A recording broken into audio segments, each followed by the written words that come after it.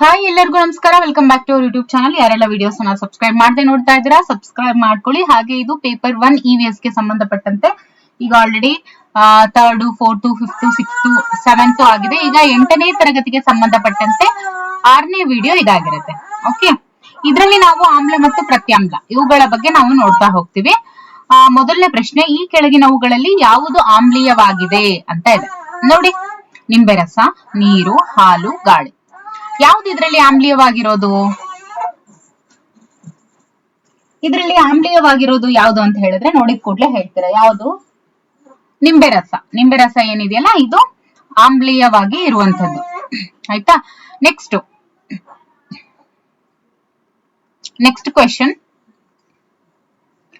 ನಮ್ಮ ದೇಹದ ಪ್ರತಿಯೊಂದು ಜೀವಕೋಶವೂ ಕೂಡ ಆಮ್ಲವನ್ನ ಹೊಂದಿರುತ್ತೆ.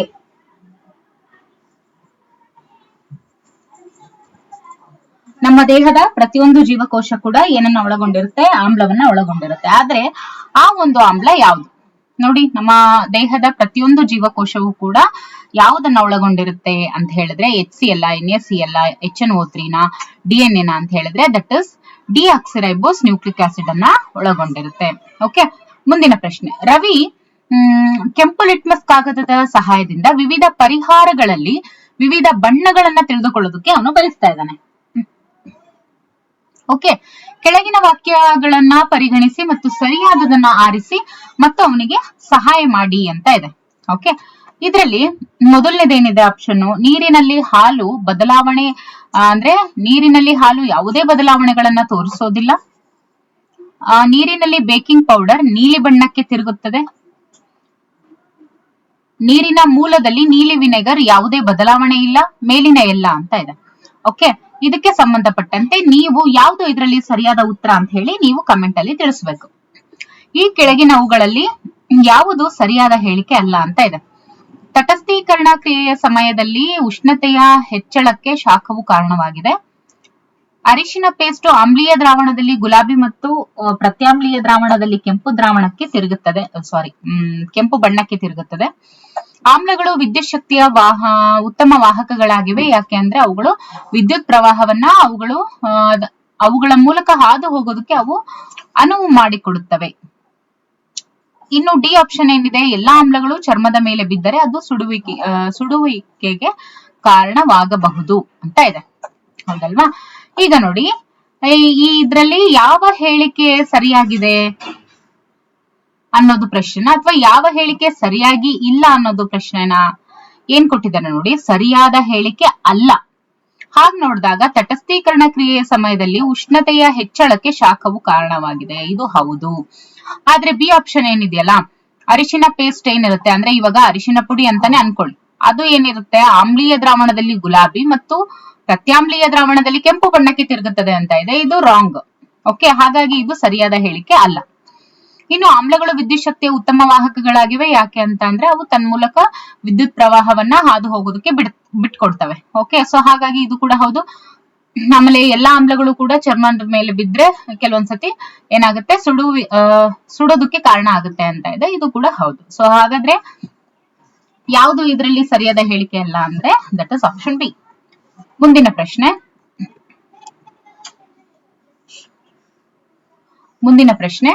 5ನೇ ಪ್ರಶ್ನೆ, ಕೆಳಗಿನ ಯಾವ ಪದಾರ್ಥಗಳ ಗುಂಪುಗಳು ಆಮ್ಲಗಳನ್ನ ಹೊಂದಿರ್ತವೆ ಅಂತ ಕೇಳಿದ್ದಾರೆ. ಯಾವುದು ಇದರಲ್ಲಿ ಆಮ್ಲಗಳನ್ನ ಒಳಗೊಂಡಿರುತ್ತೆ? ದ್ರಾಕ್ಷಿಯಲ್ಲಿ ಇರುವಂತದ್ದು ಟಾರ್ಟರಿಕ್ ಆಮ್ಲ. ಓಕೆ, ದ್ರಾಕ್ಷಿಯಲ್ಲೇನು ಟಾರ್ಟರಿಕ್ ಆಮ್ಲ, ಆಮೇಲೆ ಹುಣಸೆ ಹಣ್ಣು ಏನಿರುತ್ತಲ್ವಾ ಅದು ಕೂಡ ಟಾರ್ಟರಿಕ್ ಆಮ್ಲ. ಇದು ನಿಂಬೆ ನೀರು ಏನಿರುತ್ತೆ, ಬರೀ ನಿಂಬೆ ಹಣ್ಣು ಕೊಟ್ಟಿದ್ರೆ ಅದು ಅಸಿಡಿಕ್. ಆದ್ರೆ ಇಲ್ಲಿ ನಿಂಬೆ ನೀರು ಅಂತ ಇದೆ, ಹಾಗಾಗಿ ಇದು ಪ್ರತ್ಯಾಮ್ಲ ಆಗುತ್ತೆ. ಬಟ್ ನಿಂಬೆ ನೀರು ಏನಿದೆ ಅದು ಬೇಸಿಕಲಿ ಆಮ್ಲ ಆಗಿರುತ್ತೆ. ನಿಂಬೆ ನೀರಿನ ಜೊತೆ ಸೇರಿದಾಗ ಅದು ಪ್ರತ್ಯಾಮ್ಲ ಆಗುತ್ತೆ. ನೋಡಿ, ವಿನೆಗರು ಸೋಪು ಅಂತ ಇದೆ. ಇದು ವಿನೆಗರು ಆಸಿಡಿಕ್, ಬಟ್ ಇದು ಏನಿದೆ ಇದು ಪ್ರತ್ಯಾಮ್ಲ. ಮೊಸರು ಮೆಗ್ನೀಷಿಯಂ ಹಾಲು ಏನಿದೆ ಮಿಲ್ಕ್ ಆಫ್ ಮೆಗ್ನೀಷಿಯಂ ಅಂತ ಹೇಳ್ತಾರೆ, ಅದು ಏನು ಪ್ರತ್ಯಾಮ್ಲ. ಮೊಸರು ಮತ್ತೆ ವಿನೆಗರ್ ಇದು ಲ್ಯಾಕ್ಟಿಕ್ ಆಸಿಡ್, ಇದು ಅಸಿಟಿಕ್ ಆಸಿಡ್. ಸೊ ಹಾಗಾಗಿ option D is the right answer. Soumya ಮತ್ತು ಸುನೀತಾ ಸೋಡಾ ಅಂಗಡಿಗೆ ಹೋಗಿ ಕುಡಿಯೋದಕ್ಕೆ ಸೋಡಾವನ್ನ ತೆಗೆದುಕೊಂಡು ಹೋಗ್ತಾರೆ. ಯಾವ ಪ್ರತ್ಯಾಮ್ಲ ಕುಡಿಯಲು ಸುರಕ್ಷಿತ ಎಂದು ಸೌಮ್ಯ ತಿಳಿಯೋದಕ್ಕೆ ಬಯಸ್ತಾಳೆ ಅನ್ನುವಂಥದ್ದು ಪ್ರಶ್ನೆ ಆಗಿದೆ. ನೋಡಿ, calcium hydroxide, ammonium hydroxide, sodium carbonate ಮತ್ತೆ ಮೆಗ್ನೀಷಿಯಂ ಹೈಡ್ರಾಕ್ಸೈಡ್ ಅಂತ ಇದೆ. ಯಾವುದು ಕುಡಿಯೋದಕ್ಕೆ, ಯಾವ ಒಂದು ಪ್ರತ್ಯಾಮ್ಲ ಕುಡಿಯೋದಕ್ಕೆ ಸುರಕ್ಷಿತ ಅಂತ ಹೇಳಿದ್ರೆ that is sodium bicarbonate. So ಹಾಗಾಗಿ ಇಲ್ಲಿ ಏನಿದೆ, ಇಲ್ಲಿ ಬೈ ಅನ್ನೋದು ಇಲ್ಲಿ ಆಡ್ ಆಗ್ಬೇಕು. ಸೊ ಸರಿಯಾದಂತ ಉತ್ತರ ಆಪ್ಷನ್ ಸಿ. ಕೆಳಗಿನವುಗಳನ್ನ ಹೊಂದಿಸಿ ಬರೆಯಿರಿ ಅಂತ ಇದೆ. ಆಕ್ಸಾಲಿಕ್ ಆಸಿಡ್ ಎದ್ರಲ್ಲಿರುತ್ತೆ? ಆಕ್ಸಾಲಿಕ್ ಆಸಿಡ್ ಟೊಮೊಟೊ ಹಣ್ಣಲ್ಲಿ ಆಕ್ಸಾಲಿಕ್ ಆಸಿಡ್ ಇರುತ್ತೆ. ಓಕೆ, ಇನ್ನು ಅಸಿಟಿಕ್ ಆಮ್ಲ, ಅಸಿಟಿಕ್ ಆಸಿಡ್ ಎದ್ರಲ್ಲಿರುತ್ತೆ? That is in vinegar. Tartaric ಆಮ್ಲ ಎದ್ರಲ್ಲಿರುತ್ತೆ? ಹುಣಸೆ ಹಣ್ಣಲ್ಲಿ ಇರುತ್ತೆ. ಲ್ಯಾಕ್ಟಿಕ್ ಆಮ್ಲ ಎದ್ರಲ್ಲಿರುತ್ತೆ? ಮೊಸರಲ್ಲಿ ಇರುತ್ತೆ. ಕೆಳಗಿನವುಗಳನ್ನ ಪೂರ್ಣಗೊಳಿಸಿ ಅಂತ ಇದೆ. ಮುಂದಿನ ಪ್ರಶ್ನೆ, ನೆಕ್ಸ್ಟ್ ಮೇನು. ಆಮ್ಲ ಹುಳಿಯಾಗಿದ್ರೆ ಪ್ರತ್ಯಾಮ್ಲ ಯಾವ ರೀತಿ ಇರುತ್ತೆ? ಕಹಿ ರುಚಿಯನ್ನ ಒಳಗೊಂಡಿರುತ್ತೆ. ವಿನೆಗರ್ ಅಸಿಟಿಕ್ ಆಮ್ಲ ಆದ್ರೆ ದ್ರಾಕ್ಷಿಗಳು ಯಾವುದು? ಟಾರ್ಟಾರಿಕ್ ಆಮ್ಲ. ಓಕೆ, ಕೆಳಗೆ ನೀಡಿರುವ ಸಮೀಕರಣವನ್ನ ಪೂರ್ಣಗೊಳಿಸಿ ಅಂತ ಇದೆ.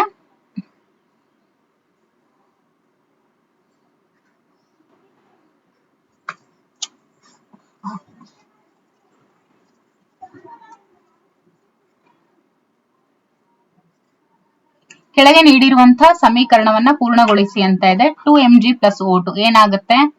mg ಮತ್ತೆ O. ಇಲ್ಲಿ ಎಷ್ಟು mg ಇದೆ? 2. O2 ಎಷ್ಟಿದೆ? 2. ಇಲ್ಲಿ ಹಾಕ್ಬೇಕಾ 2? ಈಗ ಇಲ್ಲಿ ಆಲ್ರೆಡಿ 2 ಇರೋದ್ರಿಂದ ಇದು 2O ಅನ್ನುವಂಥದ್ದೇ ರೆಪ್ರೆಸೆಂಟ್ ಮಾಡುತ್ತೆ. ಸೊ ಹಾಗಾಗಿ ಸರಿಯಾದ ಒಂದು ಸಮೀಕರಣ ಪೂರ್ಣಗೊಳಿಸಿದೀವಿ ಈ ತರ. ಓಕೆ, ಕೆಳಗಿನ ಹೇಳಿಕೆಗಳು ಸರಿಯಾಗಿದೆಯೇ ಅಥವಾ ತಪ್ಪೇ ಅನ್ನುವಂಥದ್ದನ್ನ ತಿಳಿಸ್ಬೇಕು. ನಿಂಬೆ ನೀರು ಪ್ರಕೃತಿಯಲ್ಲಿ ಪ್ರತ್ಯಾಮ್ಲವಾಗಿದೆ ಅಂತ ಇದೆ. ನೋಡಿ, ನಿಂಬೆ ನೀರು ಪ್ರಕೃತಿಯಲ್ಲಿ ಅಂದ್ರೆ ನ್ಯಾಚುರಲಿ ಇಟ್ ಈಸ್ ಅಸಿಡಿಕ್ ನಿಂಬೆ ನೀರು, ಬಟ್ ಅದು ನೀರನ್ನ ಸೇರಿಸಿದಾಗ ಏನಾಗುತ್ತೆ? ಪ್ರತ್ಯಾಮ್ಲ ಆಗುತ್ತೆ. ಸೊ ಹಾಗಾಗಿ ದಿಸ್ ಇಸ್ ತಪ್ಪಾದ ಹೇಳಿಕೆ. ಆಮ್ಲೀಯವಾಗಿದ್ದರೆ ಒಂದು ಸಂಯುಕ್ತವು ನೀಲಿ ಲಿಟ್ಮಸ್ ಕೆಂಪು ಬಣ್ಣಕ್ಕೆ ತಿರುಗುತ್ತದೆ. ನೋಡಿ, ಆಮ್ಲೀಯವಾಗಿದ್ರೆ ಒಂದು ಸಂಯುಕ್ತ ಏನಿರುತ್ತೆ? ನೀಲಿ ಲಿಟ್ಮಸ್ ಕೆಂಪು ಬಣ್ಣಕ್ಕೆ ತಿರುಗುತ್ತೆ ಅಂತ ಇದೆ. ಆಮ್ಲೀಯವಾಗಿದ್ರೆ ಅಂದ್ರೆ ಒಂದು ಅಸಿಡಿಕ್ ಆಗಿದ್ರೆ ನೀಲಿ ಲಿಟ್ಮಸ್ ಕೆಂಪು ಬಣ್ಣಕ್ಕೆ ತಿರುಗುತ್ತೆ. ಹೌದು, ಇದು ಸರಿ. ನೀರಿನಲ್ಲಿ ಕರಗಿದ ಸಾಮಾನ್ಯ ಉಪ್ಪು ಏನಿರುತ್ತೆ? ಈಗ ಉಪ್ಪು ಏನಿದೆ ಸೋಡಿಯಂ ಕ್ಲೋರೈಡ್ ಅಂತ ನಾವೇನ್ ಕರಿತೀವಲ್ಲ, ಅದು ಏನು? ಪ್ರತ್ಯಾಮ್ಲ. ಸೊ ಹಾಗಾಗಿ ನೀಲಿ ಲಿಟ್ಮಸ್ ಕೆಂಪು ಬಣ್ಣಕ್ಕೆ ತಿರುಗುತ್ತದೆ ಅಂತ ಇದೆ. ಅದು ನೀಲಿ ಲಿಟ್ಮಸ್ ಕೆಂಪು ಬಣ್ಣಕ್ಕೆ ತಿರುಗೋದಿಲ್ಲ. ಅದು ಏನಾಗುತ್ತೆ? It remains as it is, ಅಂದ್ರೆ ಅದು ನೀಲಿ ಬಣ್ಣದಲ್ಲೇ ಇರುತ್ತೆ. ಯಾಕೆಂದ್ರೆ ನೀಲಿ ಲಿಟ್ಮಸ್ ಏನಿರುತ್ತೆ ಪ್ರತ್ಯಾಮ್ಲದಲ್ಲಿ ನಾವು ನೋಡಿದಾಗ ನೀಲಿಯನ್ನೇ ತೋರಿಸುತ್ತೆ. ಸೊ ಹಾಗಾಗಿ ಇಟ್ ರಿಮೈನ್ಸ್ ಕಾನ್ಸ್ಟೆಂಟ್. ಸೊ ಸರಿ, ಇದು ತಪ್ಪಾದ ಹೇಳಿಕೆ. ಓಕೆ, ಇದಿಷ್ಟು. ಈಗ ಮುಂದಿನ ಒಂದು ಟಾಪಿಕ್ ಬಂದು ಲೋಹ ಮತ್ತು ಲೋಹವಲ್ಲದ ವಸ್ತುಗಳನ್ನ ಅವುಗಳ ಭೌತಿಕ ಮತ್ತು ರಾಸಾಯನಿಕ ಗುಣಗಳ ಅಥವಾ ಗುಣ ಲಕ್ಷಣಗಳ ಆಧಾರದ ಮೇಲೆ ಸಪರೇಟ್ ಮಾಡಿ ಪ್ರಾಯೋಗಿಕವಾಗಿ ದೃಢಕರಿಸುವುದು, ಇದ್ರ ಬಗ್ಗೆ ಆಗಿರುತ್ತೆ. ಪ್ರಶ್ನೆಯನ್ನು ನೋಡ್ತಾ ಹೋಗೋಣ. ಮೊದಲನೇ ಪ್ರಶ್ನೆ, ಡ್ಯಾಶ್ ಅನ್ನ ಹೊರತುಪಡಿಸಿ ಎಲ್ಲಾ ಲೋಹಗಳು ಕೂಡ ಘನವಸ್ತುಗಳಾಗಿದ್ದಾವೆ ಅಂತ ಇದೆ. ಡ್ಯಾಶ್ ಅನ್ನ ಹೊರತುಪಡಿಸಿ, ಯಾವುದನ್ನ ಹೊರತುಪಡಿಸಿ ಎಲ್ಲಾ ಲೋಹಗಳು ಘನವಸ್ತುಗಳಾಗಿದ್ದಾವೆ? ಸೋಡಿಯಂ, ಕ್ಯಾಲ್ಸಿಯಂ, ತಾಮ್ರ, ಪಾದರಸ. ನೋಡಿ, ಸೋಡಿಯಮ್ಮು ಘನವಸ್ತು, ಕ್ಯಾಲ್ಸಿಯಮ್ಮು ಆಮೇಲೆ ತಾಮ್ರ ಇವೆಲ್ಲವೂ ಕೂಡ ಘನವಸ್ತು. ಆದ್ರೆ ಲೋಹದಲ್ಲಿ ಲಿಕ್ವಿಡ್ ಸ್ಟೇಟ್ ಅಲ್ಲಿ ಇರುವಂತದ್ದು ಯಾವುದು ಅಂತ ಹೇಳಿದ್ರೆ ದಟ್ ಇಸ್ ಪಾದರಸ. ಸೊ ಹಾಗಾಗಿ ಉತ್ತರ ಏನು? ಪಾದರಸ. Option D. ಚಾಕುವಿನಿಂದ ಕತ್ತರಿಸಬಹುದಾದ ಲೋಹ ಯಾವುದು? ಚಾಕುವಿನಿಂದ ಕತ್ತರಿಸಬಹುದಾದಂತ ಲೋಹ ಯಾವುದು ಅಂತ ಹೇಳಿದ್ರೆ ಸೋಡಿಯಂ ಮತ್ತು ಪಾದರಸ, ಸೋಡಿಯಂ ಮತ್ತು ಪೊಟ್ಯಾಷಿಯಂ, ಬೇರಿಯಂ ಮತ್ತು ಕ್ಯಾಲ್ಸಿಯಂ, ಪೊಟ್ಯಾಷಿಯಂ ಮತ್ತು ಕ್ಯಾಲ್ಸಿಯಂ. ಆನ್ಸರ್ ಈಸ್ ಸೋಡಿಯಂ ಮತ್ತು ಪೊಟ್ಯಾಷಿಯಂ. ಓಕೆ,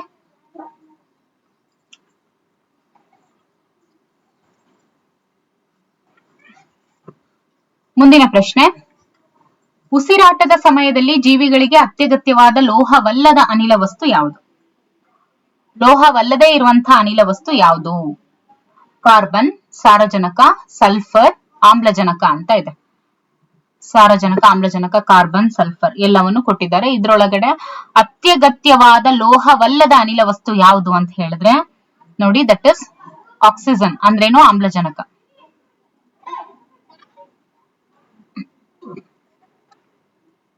ನಾಲ್ಕನೇ ಪ್ರಶ್ನೆ, ಲೋಹಗಳ ಬಗ್ಗೆ ಈ ಕೆಳಗಿನವುಗಳಲ್ಲಿ ಯಾವುದು ಸರಿಯಾದ ಹೇಳಿಕೆ ಅಲ್ಲ? ಲೋಹಗಳು ಗುಣಗಳನ್ನ ಹೊಂದಿರ್ತವೆ. ಹೌದು, ಲೋಹಗಳು ಶಾಖ ಮತ್ತು ವಿದ್ಯುತ್ ಶಕ್ತಿಯ ಉತ್ತಮ ವಾಹಕಗಳಾಗಿರ್ತವೆ. ಲೋಹಗಳು ಗಟ್ಟಿಯಾಗಿರ್ತವೆ ಮತ್ತು ನೋಟದಲ್ಲಿ ಹೊಳಪನ್ನ ಒಳಗೊಂಡಿರ್ತವೆ. ಎಲ್ಲಾ ಲೋಹಗಳು ಮೃದುತ್ವದ ಗುಣವನ್ನ ತೋರಿಸುತ್ತವೆ ಅಂತ ಇದೆ. ಇಲ್ಲಿ ಯಾವ ಹೇಳಿಕೆ ಸರಿ ಇಲ್ಲ ಅಂತ ಇದೆ. ಇಲ್ಲಿ ನೋಡಿ, ಎಲ್ಲಾ ಲೋಹಗಳು ಮೃದುತ್ವದ ಗುಣವನ್ನ ಒಳಗೊಂಡಿರುತ್ತೆ ಅಂತ ಇದೆಯಲ್ಲ, ಈ ಹೇಳಿಕೆ ತಪ್ಪಾದಂತ ಹೇಳಿಕೆ. ಒದ್ದೆಯಾದ ಮಣ್ಣಿನಲ್ಲಿ ಕಬ್ಬಿಣದ ಮೊಳೆಗಳನ್ನ ಹಾಕಿದಾಗ ಏನಾಗುತ್ತೆ, ಕಾರಣ ತಿಳಿಸಿ ಅಂತ ಇದೆ. ಒದ್ದೆಯಾದ ಮಣ್ಣಿನಲ್ಲಿ, ಒದ್ದೆ ಆಗಿರುವಂತಹ ಮಣ್ಣಿನಲ್ಲಿ ಕಬ್ಬಿಣದ ಮೊಳೆಗಳನ್ನ ಹಾಕಿದಾಗ ಏನಾಗುತ್ತೆ, ಮೊಳೆಗಳು ತುಕ್ಕು ಹಿಡಿತವೆ. ಓಕೆ, ಕಾರಣ ಏನು? ಮೊಳೆಗಳು ತುಕ್ಕು ಹಿಡಿತವೆ. ನೀರಿನ ಜೊತೆ ಅಂದ್ರೇನು, ನೀರಿನ ಜೊತೆ ರಿಯಾಕ್ಟ್ ಆಗೋದ್ರಿಂದ. ಓಕೆ, ಸಿಹಿ ತಿಂಡಿಗಳನ್ನ ಅಲಂಕರಿಸಲು ಬಳಸುವಂತ ಲೋಹವನ್ನ ಹೆಸರಿಸಿ ಅಂತ ಇದೆ. ಸಿಹಿ ತಿಂಡಿಗಳು ಅಂತ ಹೇಳಿದ್ರೆ ಕೆಲವೊಂದ್ಸಲ ನೀವು ಏನಾದ್ರೂ ಒಂದು ಕಾಜು ಬರ್ಫಿ ಆ ರೀತಿ ಏನಾದ್ರೂ ನೀವು ಸ್ವೀಟ್ಸ್ ಬೇಕರಿನಲ್ಲಿ ತಗೊಂಡಾಗ ಅದ್ರ ಮೇಲೆ ಅಲಂಕರಿಸಿರ್ತಾರೆ. ಅಂದ್ರೆ ಆ ಶೀಟ್ ಇರುತ್ತೆ, ಸಿಲ್ವರ್ ಕಲರ್ ಶೀಟ್. ಓಕೆ, ಆ ಒಂದು ಶೀಟ್ ನ ಹೆಸರೇನು ಅಂತ ಹೇಳಿದ್ರೆ that is aluminium. Okay, that is aluminium. Sodium ಅನ್ನ ಸೀಮೆ ಎಣ್ಣೆಯಲ್ಲಿ ಸಂಗ್ರಹಿಸಿ ಇಡೋದಕ್ಕೆ ಕಾರಣ ಏನು? ಸೋಡಿಯಂ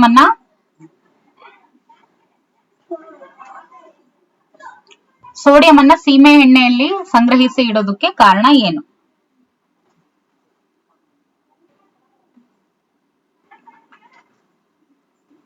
ಯಾಕೆ ಅವನ್ನ ನೋಡಿ, ಸೋಡಿಯಂ ಅನ್ನ ಯಾಕೆ ಸೀಮೆ ಎಣ್ಣೆಯಲ್ಲಿ ಸಂಗ್ರಹಿಸಿ ಇಡ್ತಾರೆ ಅಂತ ಅಂದ್ರೆ ಅವು ವಾಟರ್ ಜೊತೆ ಅಂದ್ರೆ ವಾತಾವರಣದಲ್ಲಿ ಏನಾಗ್ತವೆ, ಬೇಗ ರಿಯಾಕ್ಟ್ ಆಗ್ತವೆ. ಆಯ್ತಾ? ಹಾಗಾಗಿ ಈವನ್ ವಾಟರ್ ಅಲ್ಲೂ ಕೂಡ ಅವು ಹೆಚ್ಚು ರಿಯಾಕ್ಟ್ ಆಗೋದ್ರ ಕಾರಣ ಅವುಗಳನ್ನ ಸೀಮೆ ಎಣ್ಣೆಯಲ್ಲಿ ಸಂಗ್ರಹಿಸಿ ಇಡ್ತಾರೆ, ಸೋಡಿಯಂ ಅನ್ನ. ಓಕೆ,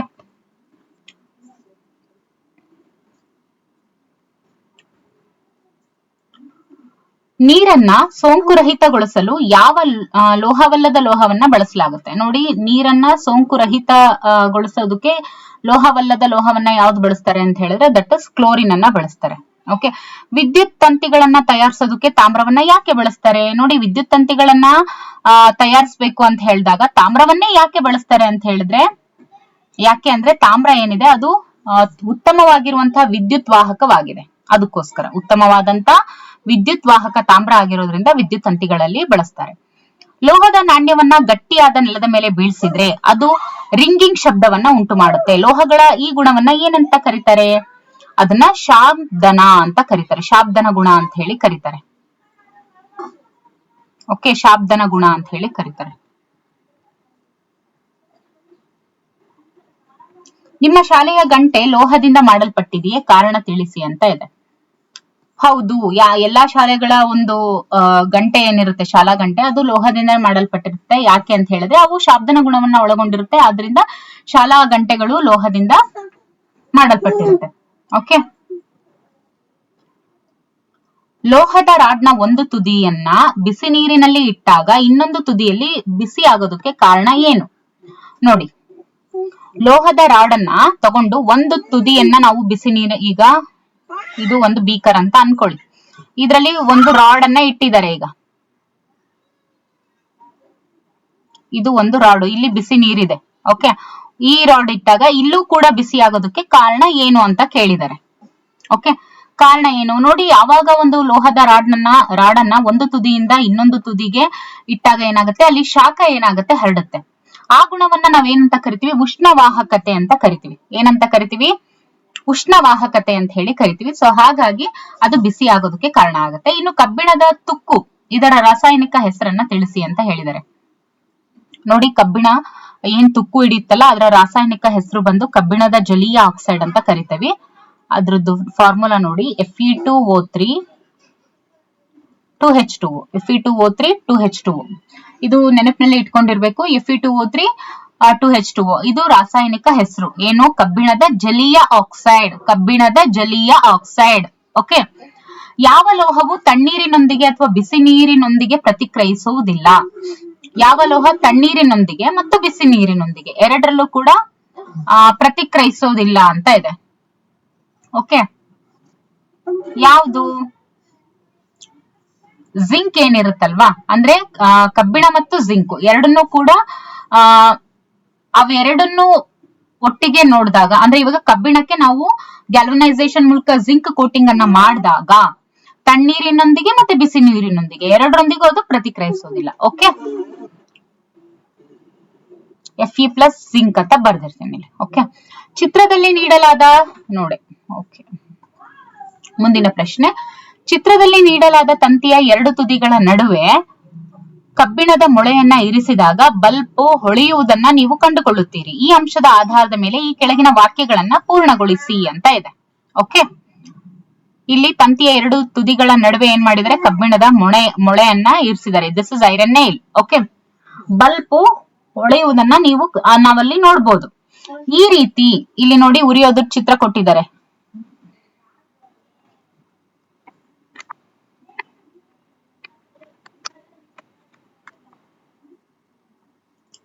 ಇಲ್ಲಿ ಈ ರೀತಿ ಕೊಟ್ಟು ಈ ರೀತಿ ಬಲ್ಬ್ ಉರಿತಾ ಇದೆ, ಇಟ್ ಇಸ್ ಲೈಟನಿಂಗ್ ಅಂತ ಹೇಳಿ ಕೊಟ್ಟಿದ್ದಾರೆ, ಹೌದಲ್ವಾ?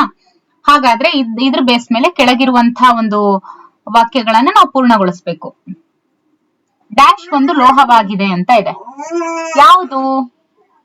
ಕಬ್ಬಿಣ ಏನಿದೆ ಇದು ಒಂದು ಲೋಹವಾಗಿದೆ. ಕಬ್ಬಿಣ, ಐರನ್, ಕಬ್ಬಿಣ. ಓಕೆ, ಇಲ್ಲಿ ಕಬ್ಬಿಣ ಅಂತ ಬರಿಬೇಕು. ಲೋಹಗಳು ಉತ್ತಮ ಡ್ಯಾಶ್ ವಾಹಕಗಳಾಗಿದ್ದಾವೆ. ಎಂತ ವಾಹಕಗಳಾಗಿದ್ದಾವೆ? ವಿದ್ಯುತ್ ವಾಹಕಗಳಾಗಿರ್ತವೆ. ಓಕೆ, ಇನ್ನು 16ನೇ ಪ್ರಶ್ನೆ, ಈ ಕೆಳಗಿನ ಸಮೀಕರಣಗಳನ್ನು ರಾಸಾಯನಿಕ ಸೂತ್ರದ ರೂಪದಲ್ಲಿ ಬರೆಯಿರಿ ಅಂತ ಇದೆ.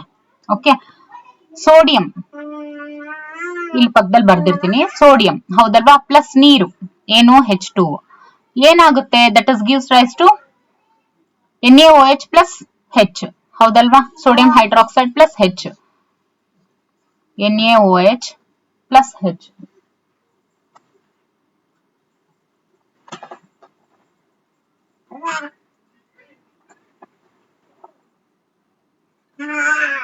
ಕಬ್ಬಿಣ ಪ್ಲಸ್ ಆಮ್ಲಜನಕ ಕಬ್ಬಿಣದ ಆಕ್ಸೈಡ್ ಆಗುತ್ತೆ. ಅದನ್ನ ಯಾವ ರೀತಿ?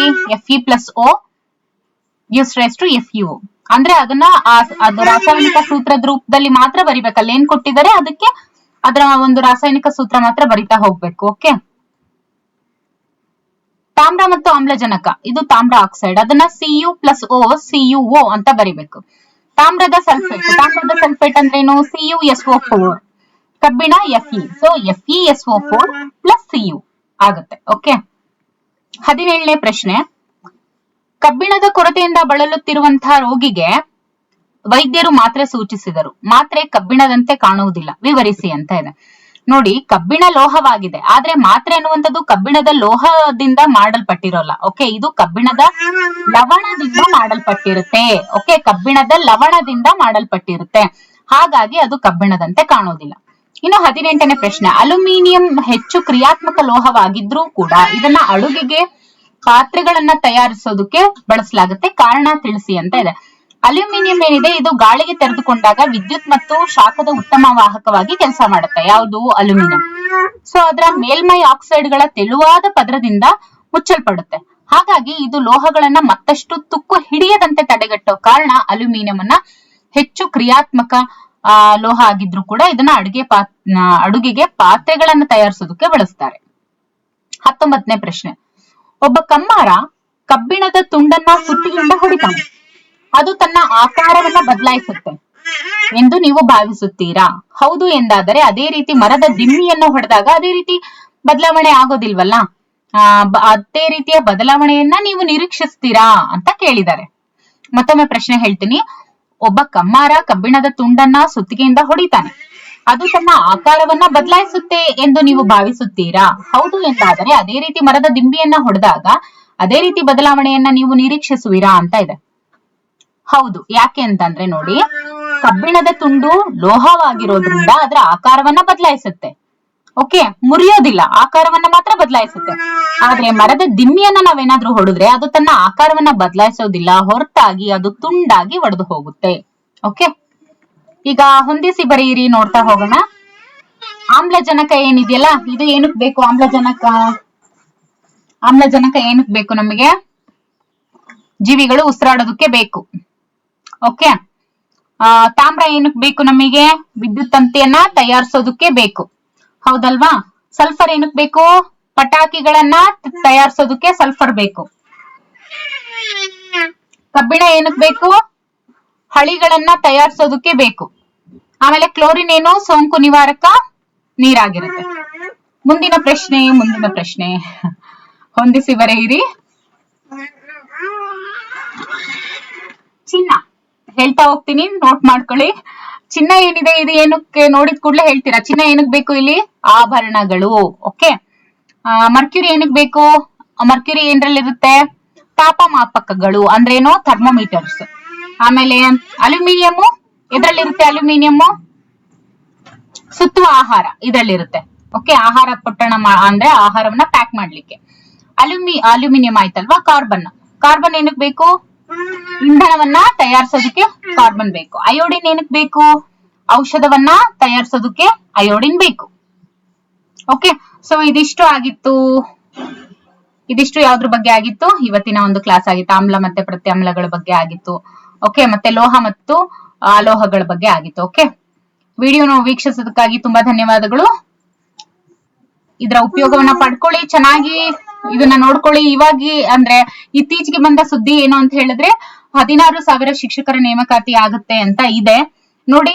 ಯುದ್ಧ ಕಾಲೇ ಶಸ್ತ್ರಾಭ್ಯಾಸ ಅನ್ನೋ ತರ ಕೊನೆಯಲ್ಲಿ ಓದ್ಕೊಳ್ಳೋದು ಬೇಡ. ಇದೇನು MCQs ಕಂಪ್ಲೀಟ್ ಆದ್ಮೇಲೆ ಥಿಯರಿ ಕ್ಲಾಸ್ ಸ್ಟಾರ್ಟ್ ಆಗ್ತಾ ಹೋಗುತ್ತೆ.